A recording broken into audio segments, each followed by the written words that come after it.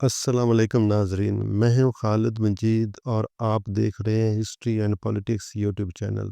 7 ستمبر 1974 کو بھٹو حکومت نے قادیانیوں کو آئین میں ترمیم کرتے ہوئے غیر مسلم قرار دیا، لیکن اس کے باوجود قادیانی اپنے آپ کو مسلمان کہلواتے تھے، جس پر 1984 میں صدر جنرل ضیاء الحق نے امتناع قادیانیت آرڈیننس جاری کیا، جس کے ذریعے تعزیرات پاکستان میں ترمیم کی گئی۔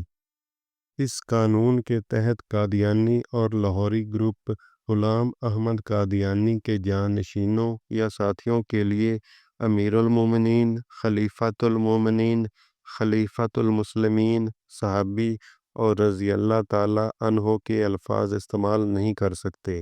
قادیانی غلام احمد قادیانی کی بیویوں کے لیے ام المومنین کے الفاظ استعمال نہیں کر سکتے۔ قادیانی غلام احمد قادیانی کے خاندان کے لیے اہل بیت کے لفظ کا استعمال نہیں کر سکتے۔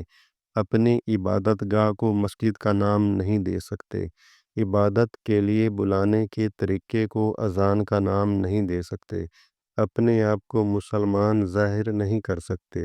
اگر وہ اس قانون کی خلاف ورزی کریں گے تو 3 سال قید اور جرمانے کی سزا ہوگی۔